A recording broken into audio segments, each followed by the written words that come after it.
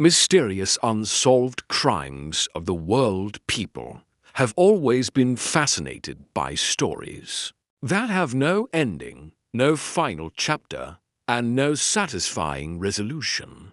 The world is full of cases that leave us wondering, who did it? Why? How did they escape justice for so long? These unsolved crimes are not just about violence or tragedy. They are a window into the deepest fears and curiosities of humanity. When we hear about a killer who vanishes without a trace or a person who disappears into thin air, we're drawn in, unable to look away, as if hoping to find some hidden clue ourselves. It was a cold, foggy evening in San Francisco when a mysterious letter arrived at a local newspaper office. The handwriting was erratic, almost frantic, as if the writer was desperate to be understood, yet wanted to remain hidden. This was not an ordinary letter. It was a confession, a challenge, and a puzzle, all in one. It was the beginning of the Zodiac Killer's reign of terror for years. The Zodiac played a deadly game with the media and the police, sending cryptic ciphers and mocking the investigators who tried to catch him. Some people believe he was a genius who relished outsmarting authorities. Others think he was a coward hiding behind shadows. His crimes were brutal and random, targeting couples parked in remote areas or lone taxi drivers just trying to finish their shift. Even decades later, no one knows his true identity, and each time someone claims they have finally cracked his code, another mystery unfolds. But the Zodiac was not the first, nor the last, to haunt the streets and minds of the public. In the dark, gaslight alleys of Victorian London, another figure lurked. Known only by a chilling nickname, Jack the Ripper, his crimes in 1888 turned the East End into a theater of horror. With surgical precision, he mutilated his victims, taunting the press with letters signed from hell. Imagine the fear that gripped Londoners, the way mothers clutched their children closer, and how every shadow seemed alive at night. Suspects came and went, but the Ripper disappeared as quickly as he came, leaving behind nothing but unanswered questions and a city permanently scarred. These stories are not just about the criminals, they're about the victims, too. Young women with dreams, families waiting for their safe return, and communities left to pick up the pieces. In 2007, a family vacation in Portugal turned into a global tragedy when little Madeleine McCann vanished from her bed while her parents dined just meters away. The case became a media circus, with cameras outside their apartment day and night. Theories spinning faster than the police could handle. Was it a planned kidnapping? A terrible accident? An inside job?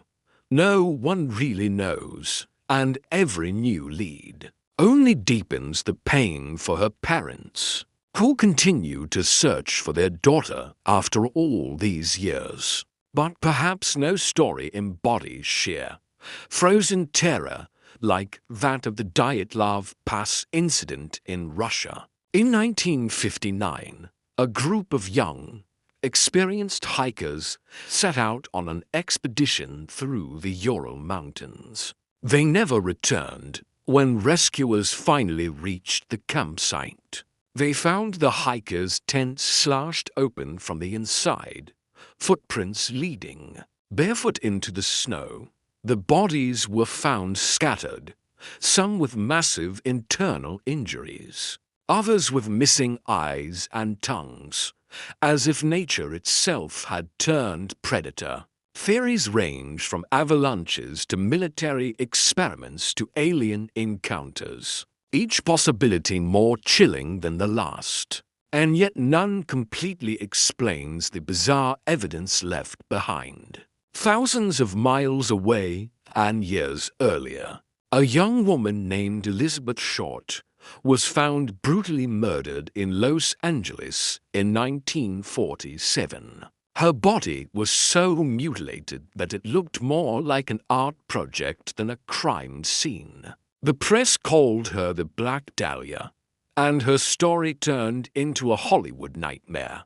Dozens of men confessed, some seeking fame, others possibly truly deranged. Yet no one could be pinned definitively to the crime, and Los Angeles became a city forever haunted by a beautiful woman's tragic fate. The further we dig, the stranger the stories become. A man washes up on an Australian beach in 1948, dressed immaculately, with no identification. In his pocket, a scrap of paper that reads Tamam Shud, a Persian phrase meaning ended or finished. There were no signs of violence, no poisons detected, just a mystery so deep that even the best cryptographers struggled to decode the clues. Some suspect he was a spy, part of Cold War espionage games, while others think he was simply a man who wanted to disappear. The truth, however, remains buried with him in an unmarked grave. Why do these stories captivate us so deeply? Perhaps it's because they force us to confront the unknown, to imagine scenarios darker and more complex than fiction could ever create. We live in a world where technology can find you in seconds, where cameras watch every corner, yet these mysteries laugh at our illusions of control. They remind us that no matter how advanced we become, there are still shadows we cannot light, questions we cannot answer.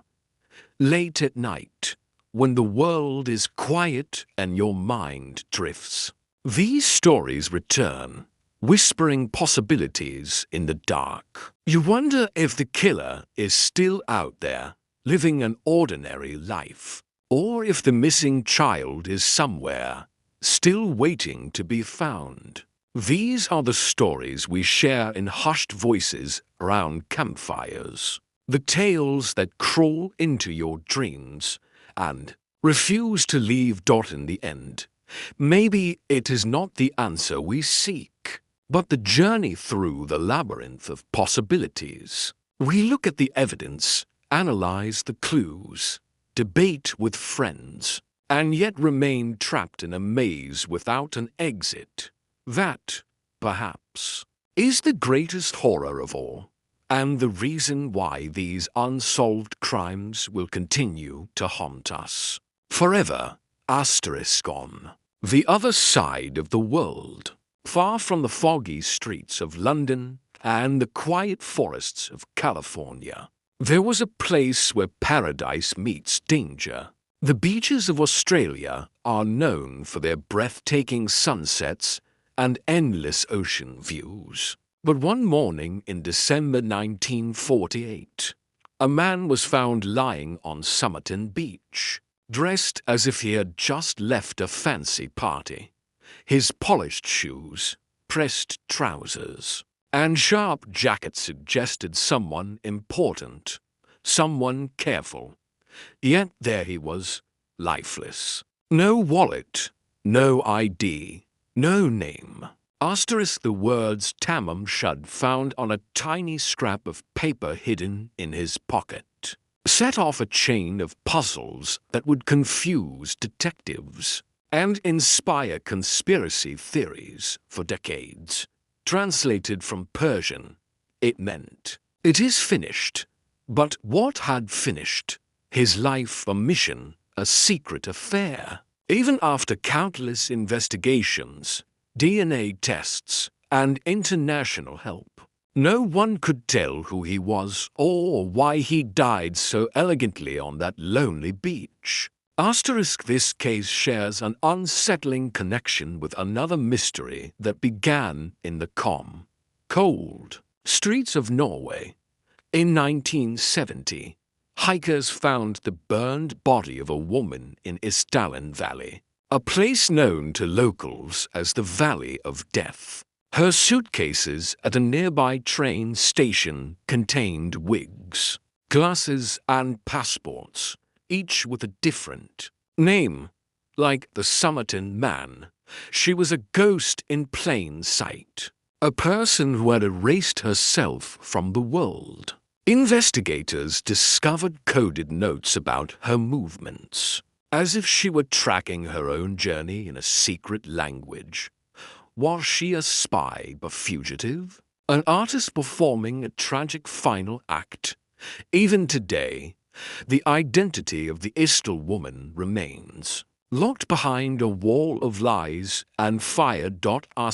Meanwhile, in the heart of America, during the roaring 1920s, a small town was shaken by the disappearance of a young boy named Bobby Dunbar. One summer day, while on a family outing at Swayze Lake in Louisiana, Bobby vanished. After weeks of frantic searching, a boy was found in Mississippi and declared to be Bobby. But the story did not end there. Another woman claimed the child was her son, Bruce, not Bobby. For years, the two families fought over the boy, each certain of their truth. Decades later, a DNA test would reveal that the boy raised as Bobby Dunbar was indeed Bruce. But what happened to the real Bobby? Was he taken by someone lurking in the woods that day? Or did he meet an even darker fate beneath the lake's still waters? The truth slipped away, just like the boy himself. Then. There is the chilling story of the Hinterkaifeck murders in Germany. In 1922, a small farmstead was the stage for one of the most gruesome unsolved massacres in history. The family began noticing strange footprints leading from the forest to their home, but none leading back. They heard footsteps in the attic, found an unfamiliar newspaper, and keys went missing. Days later, every family member, including a baby, was found brutally murdered in the barn and house. Whoever did it, they stayed in the house afterward, feeding the livestock and eating meals, as if they belonged there. Neighbors saw smoke from the chimney, animals tended, but no one inside would answer the door. By the time investigators arrived, the killer had vanished, leaving no trail, only nightmares echoing through the empty halls. Each crime holds a mirror to our fears. We look into it and see the shadows that might be lurking behind us. The world likes to pretend it's orderly and safe, but these stories whisper the opposite. They tell us about the darkness that walks among us, sometimes dressed as a neighbor, a friend, or a lover. Consider the case of Jeanette De Palma in 1972, New Jersey. Her body was found on a cliff, surrounded by strange wooden crosses and pieces of occult symbols. Rumors spread like wildfire that she was sacrificed in a satanic ritual, that witches in the woods had claimed her. Police files disappeared mysteriously, and witnesses retracted statements out of fear. Even today, no one knows exactly what happened on that cliff, or what secret cults might still meet under the cover of the night in those silent forests. Farther south, in Brazil, the story of the lead masks case still haunts investigators. In 1966, Two men were found dead on a hill, wearing formal suits and strange lead masks covering their eyes. No wounds, no signs of struggle, just a cryptic note beside them mentioning protective masks and instructions for taking capsules. Were they poisoned? Were they trying to contact aliens? Or performing a spiritual experiment gone horribly wrong? Their final hours remain as silent as the expressions on their lifeless faces dot in all these stories. We find echoes of the same primal without anyone ever truly knowing why. We imagine detectives poring over case files late at night, rooms covered in newspaper clippings and red strings connecting theories like spider webs. But no matter how many experts analyze evidence or how many psychics claim to know the truth, these stories defy explanation. Does. After all, what would the world be without a little mystery to keep us awake at night? They grow larger with every retelling, each rumor adding another layer to the legend. And as they spread, they become more than just crimes. They become folklore, cautionary tales whispered in small towns, fuel for horror novels and late-night movies. Some people are drawn to these cases because they believe they might solve them. They dream of finding the missing clue no one else noticed, of being the hero who brings closure to families still waiting. Others are fascinated because these stories remind them that life is fragile, unpredictable, and sometimes impossibly strange. At night, when the world is quiet, you can almost hear them. The echoes of footsteps in an attic, the whispers of a man on a beach, the last gasps of a woman running from an unseen threat. These mysteries live on because they are not just about what happened. They are about what could happen to anyone, anywhere. The more you think about them, the more the lines blur between what is real and what is imagined. The killer could be a genius or just incredibly lucky. The missing person might be lost or living a new life under a different name. Each possibility pulls us deeper, down a tunnel with no light at the end. And so we keep listening, keep searching, keep telling these stories to each other. Because maybe, just maybe, someone will finally find the missing piece. Or maybe, we secretly hope no one ever. How can a person disappear or die in such a bizarre asterisk when every corner of the world, from busy city streets to the quietest mountain valleys, these unsolved mysteries remain like ghosts that refuse to leave? We tell these stories not just because they scare us, but because they remind us of something deeply human. We crave answers. Yet sometimes we must live without them. Each cold case is a mirror reflecting both our darkest fears and our endless hope. Hope that one day a single clue will shine a light into the darkness. But maybe, in the end, these stories stay with us because they teach us to look more closely at each other, to value each moment, and to understand that the unknown is always closer than we think. In the silence after the last story is told, one truth remains. It is not always the answers that shape us, but the questions that stay. Moral. Life is full of mysteries. And sometimes the greatest strength is not in finding every